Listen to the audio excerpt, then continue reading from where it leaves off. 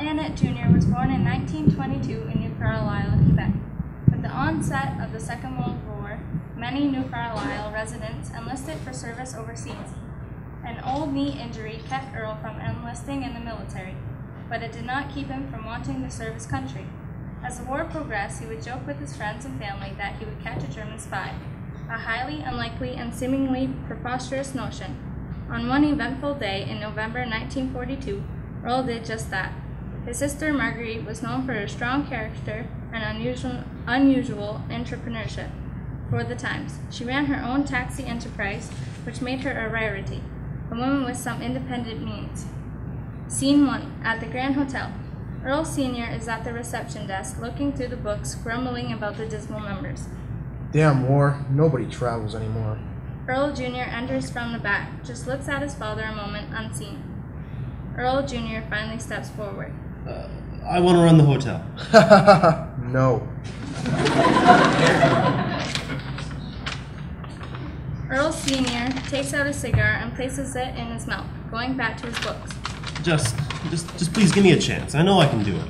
I'm great with the customers. I know how to handle the books. I know I can do this. I can prove it to you. Tomorrow, while you've gone out of town, I can run this joint. I'll make you proud. As soon as there's trouble, you go and get your sister.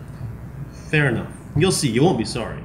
Earl Jr. exits triumphantly. That boy will be the end of me. Earl Sr. goes back to his books. Outside the Grand Hotel at night, Marguerite is at the back of the Grand Hotel. She looks up at the stars. The German soldier arrives. You came. I didn't think you were gonna show. Well, I had nothing better to do. Don't be like that. You wouldn't be here if you didn't like me. Marguerite takes out a cigarette. Crap, I'm out of matches. Here, I've got matches. Thanks. Sorry about the unladylike language. I don't mind. They smoke in silence for a moment. What are you here for anyway? Family, vacation, business? I guess you could say business. So what do you do for a living? I travel and meet with people. Well, that's specific. Where are you from? Overseas. Are you hungry? We should go out for a drink or a bite to eat. Overseas? Wow. Where overseas? I think I saw a little diner down the road. Oh yeah, but you never answered my question. Enough about me. I don't want to bore you with my life. It's not boring. It's interesting. What about you? Well, my life probably isn't as exciting as yours, but I hope maybe that it will be someday. I want to do something important. I'm sure you will. I must go. Perhaps I'll see you later. I'm counting on it. The German leaves Marguerite alone with her thoughts, her dreams of what could be with this tall, dark stranger. Scene 2. Marguerite arrives at the hotel reception area whistling. Earl stares at his sister, speechless. What? Why do you look so happy? Are you sick? No, you idiot. I'm just happy. But you're never happy. That is not true. Well then, little sister, tell me, why are you so happy? I'm happy because I met someone new. Why do you want to know so badly? You're my sister. I'm supposed to care. But we both know you don't. So, who is this mystery woman? Oh, he is definitely not a woman. His name is Bobby. He's from overseas and he smells nice. Smells nice? Marguerite nods, back to whistling away, tidying up the reception desk. He's just...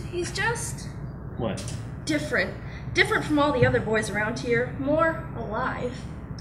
I think you should stay away from him, Marguerite. You see, this is exactly why we don't get along, because you're always telling me what to do. Fine. I'll find a way to prove to you that there's something off about this Bobby character, and then maybe you'll thank me for warning you to stay away from him.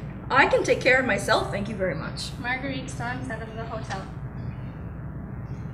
Marguerite leans against the hotel's back porch, smoking a cigarette. Scrubbing floors, making beds, filling the paperwork, then taxi runs, taxi runs, taxi runs. I mean, the extra money's good, but damn it, every day is just as boring as the last.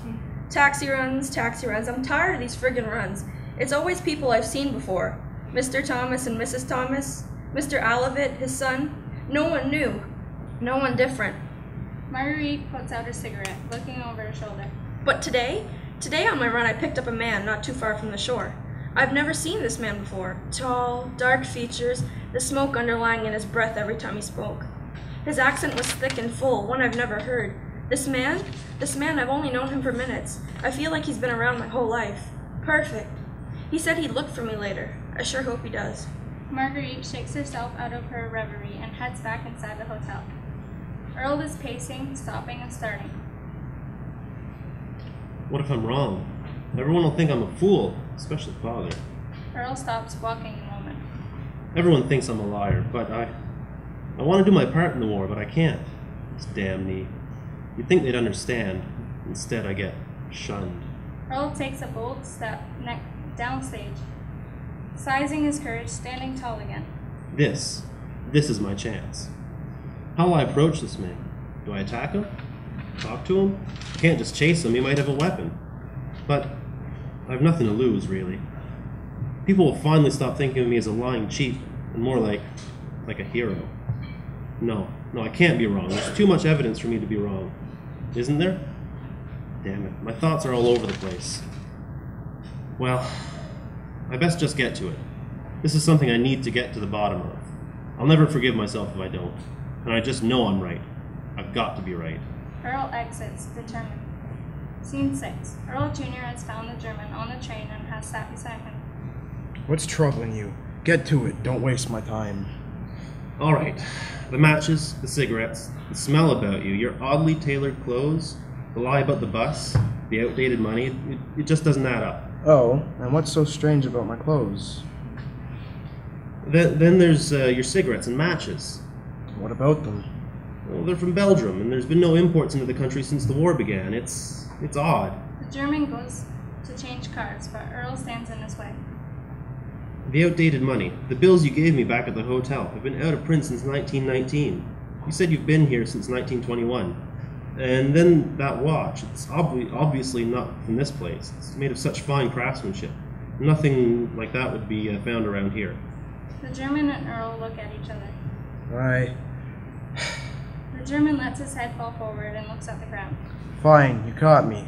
There's no point in fighting, making a fuss. I'm simply like you, a man doing a duty for his country. Duty for the country that I greatly love, just as you're doing right at this moment.